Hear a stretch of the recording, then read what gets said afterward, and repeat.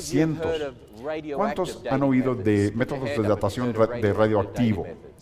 ¿Han oído de métodos de datación basados en radioactividad? Eso tiene que ver con material radioactivo. El uranio, por ejemplo, es un elemento radioactivo y el tiempo de descomposición del uranio se da a través del tiempo. Hay muchos materiales radioactivos que se pueden usar para la datación de la Tierra y básicamente la suposición es la siguiente: si comenzamos con un elemento como uranio y con el tiempo se convierte en plomo, entonces cuando tenemos una piedra y analizamos cuánto plomo y cuánto uranio contiene, si suponemos que no había plomo para comenzar y suponemos el índice de cambio de uranio en plomo ha sido igual siempre, con todas estas suposiciones supuestamente podemos calcular la edad de la piedra, pero hay problemas. No estábamos allí para saber cómo estaba inicialmente. No sabemos que los cambios han sido iguales siempre y por eso terminamos con toda clase de problemas. En Australia, los ingenieros excavaron y encontraron una capa de basalto. Eso es básicamente lava solidificada de una erupción volcánica. Y esa lava se supone que tiene como 30 millones de años.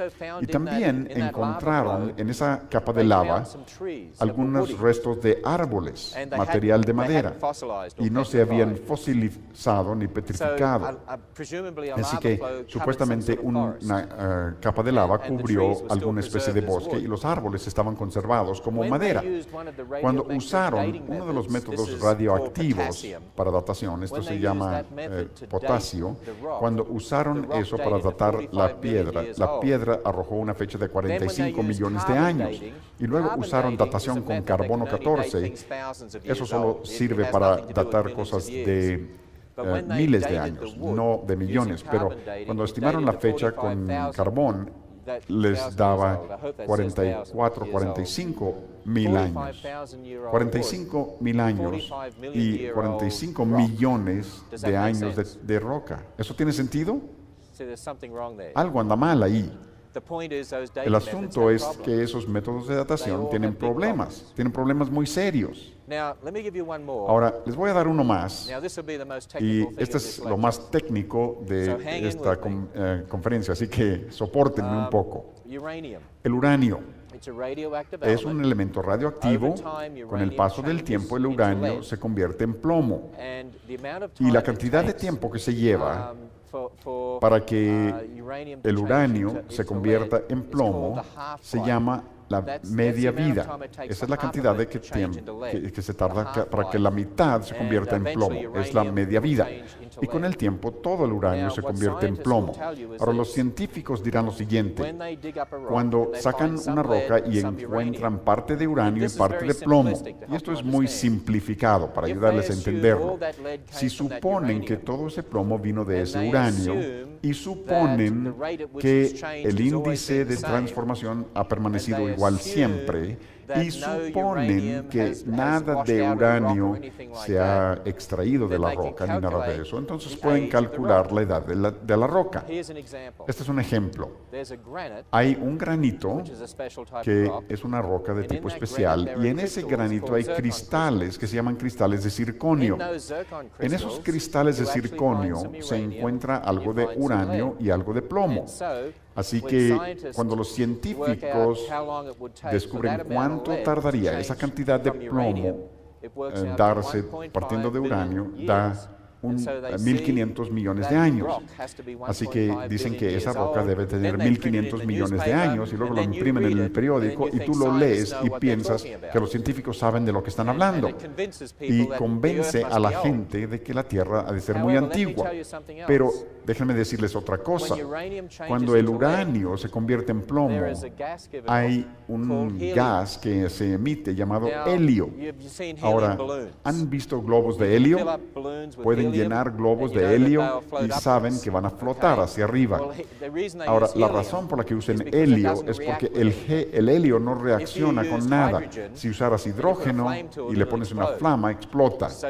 Así que no queremos globos de hidrógeno. Pero el helio está bien. Ahora, dentro del cristal de zirconio se forma el helio y también se va filtrando hacia afuera del cristal de circonio. Si han visto un globo de helio, puede flotar hasta el techo, pero después de unos días se vuelve a caer, porque el helio se sale del globo. Pues el helio se puede salir del cristal y los científicos pueden calcular el índice de salida del helio del cristal de circonio. Y esto es lo que descubrieron. Cuando calculas la cantidad de helio que saldría de todo ese plomo al cambiarse el uranio en plomo, eso arroja 1.500 millones de años. Y ven que la mayor parte de ese helio todavía está en el cristal de circonio.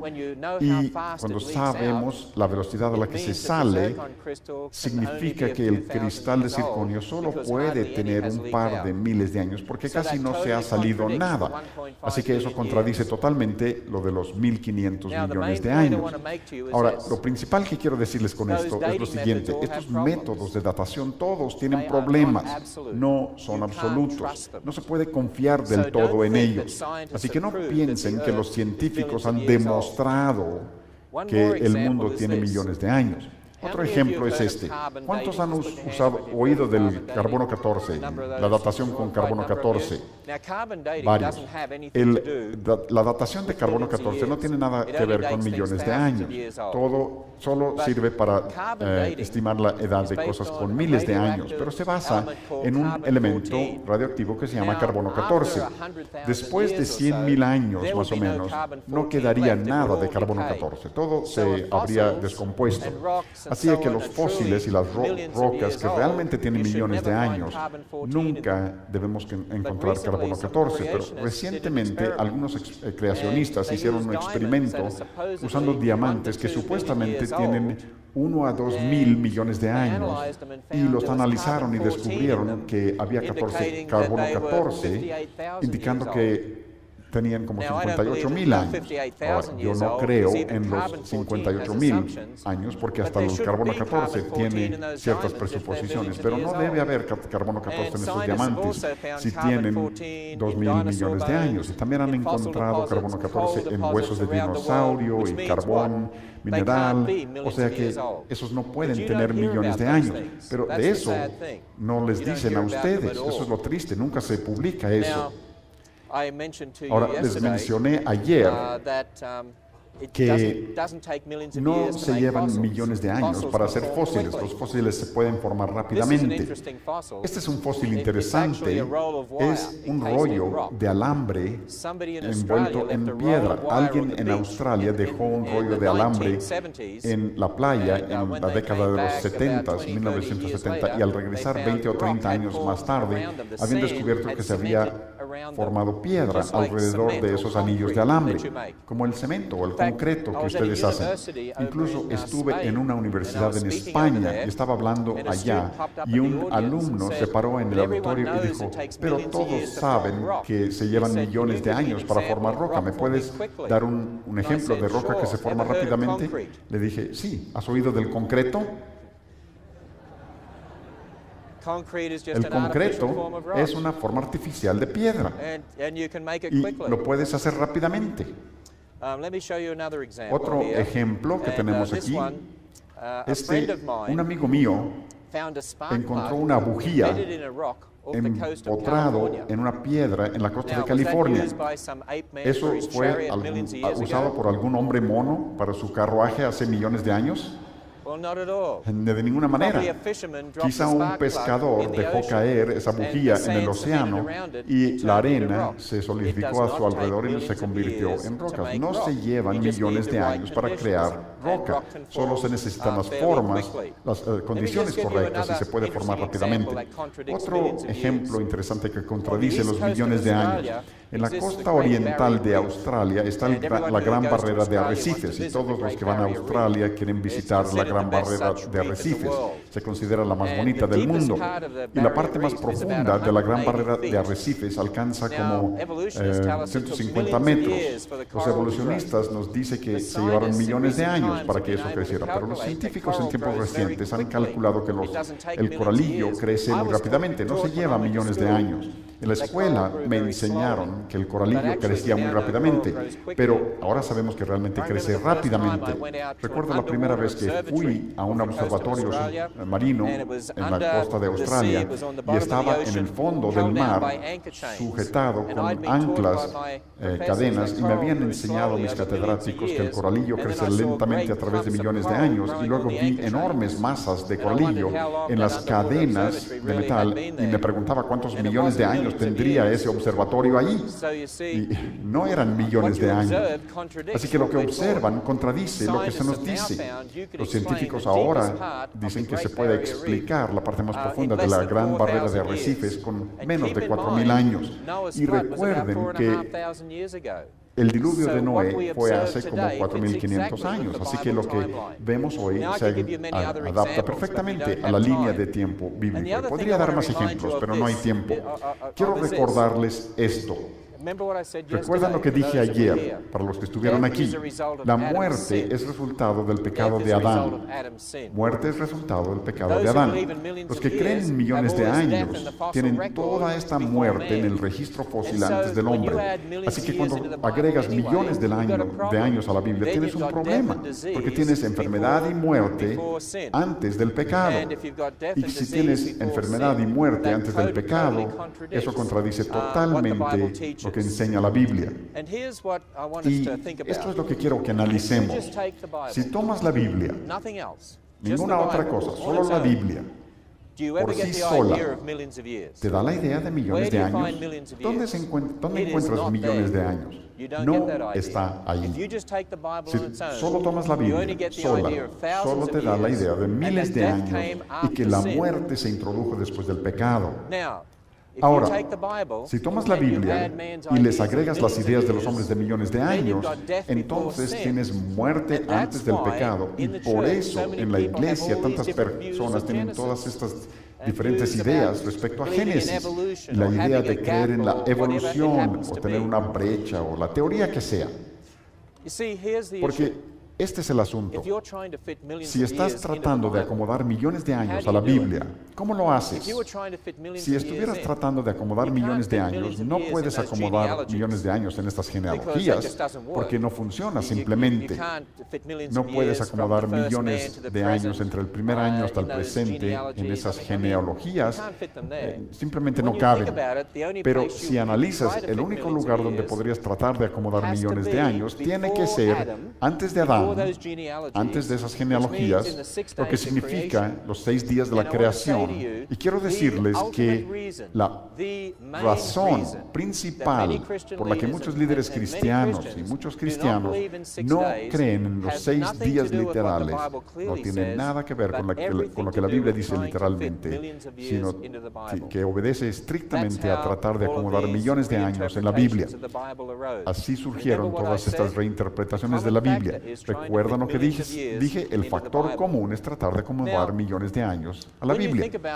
Ahora, si analizamos la palabra día, como dije anteriormente, toda palabra tiene 2 o más significados dependiendo del contexto. Por ejemplo, cuando pensamos en la palabra día, podríamos hablar de los días de mi padre. Se tardaban 10 días en cruzar el desierto australiano durante el día. ¿Sí? Ahí está la palabra día con 3 significados diferentes. Un significado es en tiempos de mi padre, otro es 10 días, o sea, 10 periodos de 24 horas, y durante el día significa la porción luminosa del día. Pueden usar la palabra día así, en el uso común, ¿no? Y eso es aplicable a muchas palabras que tienen diferentes significados dependiendo del contexto. La palabra hebrea día tiene más significados. Me dicen las personas, la palabra día puede significar otra cosa que no sea un día normal. Y mi respuesta es, sí se puede, pero también puede significar un día normal. Y el asunto no es que puede tener otros significados, el asunto asunto es qué nos dice el contexto respecto al significado de la palabra. Ese es el asunto. Y cuando hablamos de la palabra hebrea, día, quiero enseñarles cuándo la palabra hebrea día significa un día normal, porque hay reglas de la gramática hebrea, hay diccionarios que podemos consultar para saber cuándo la palabra día en hebreo significa un día normal. Así que vamos a analizar la Biblia y voy a decirles cuándo la palabra día significa un día normal.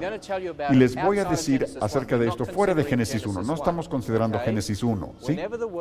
Siempre que se usa la palabra día en el Antiguo Testamento, fuera de Génesis 1, cuando ocurre con un número, 410 veces, cada una de ellas significa un día normal. No hay excepción. Cuando tenemos la palabra día relacionada con un número, es un día normal.